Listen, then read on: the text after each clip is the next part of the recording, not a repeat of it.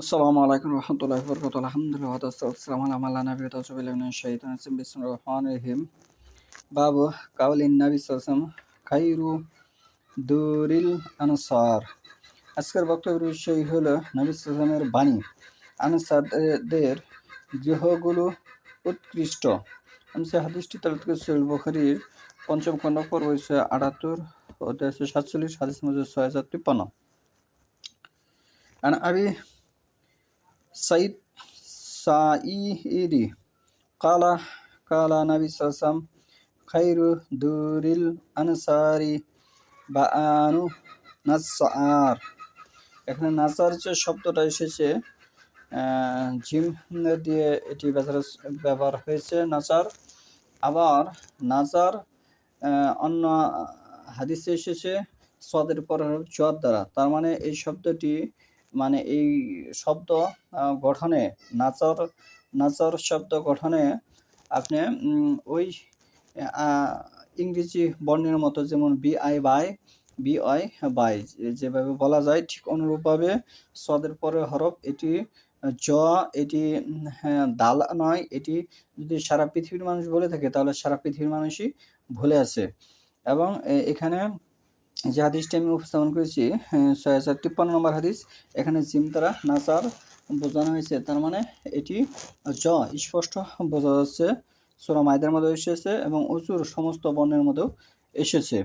আবু সাঈদি হতে বর্ণিত, তিনি বলেন নবী সাল্লাল্লাহু আলাইহি ওয়াসাল্লাম বলেছেন, আনসারদের গৃহগুলোর মধ্যে নাসার গোত্রের গৃহগুলোই উৎকৃষ্ট। তাহলে যে নাসার বোঝানো হয়েছে এটি কিন্তু এই বর্ণ দ্বারা স্পষ্ট। এখানে যদি সারা পৃথিবীর মানুষও গায়রুল মাগদুবি আলাইহিম দল্লিন করে থাকে তাহলে সারা পৃথিবীর মানুষই ভুলে আছে। এই একটি বিষয়। আরেকটি বিষয় হচ্ছে দল্লিন শব্দের অর্থ হচ্ছে পথ প্রদর্শক।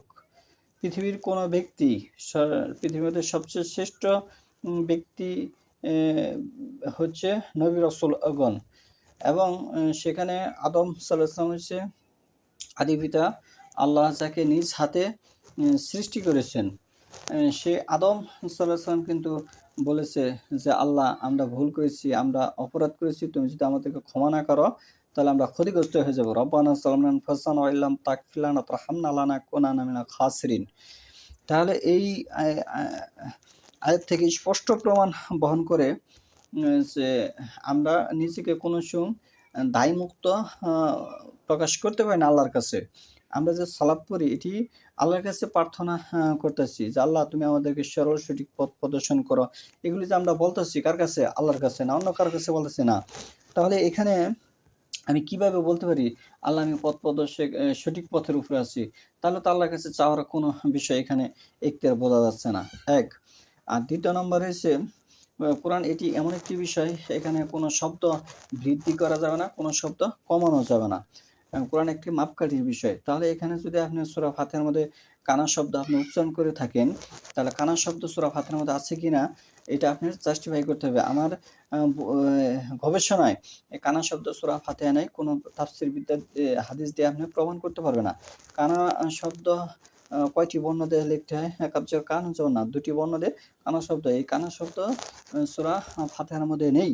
তাহলে সারা পৃথিবীর মানুষই ভুলের মাঝে আছে। আমরা ভুল থেকে আল্লাহর কাছে পানাহা চাই। সকলের জন্য সঠিক হেদায়েত প্রাপ্ত হয়। সকলের জন্য আমি এই দোয়াই করি। জাযাকাল্লাহু খাইর।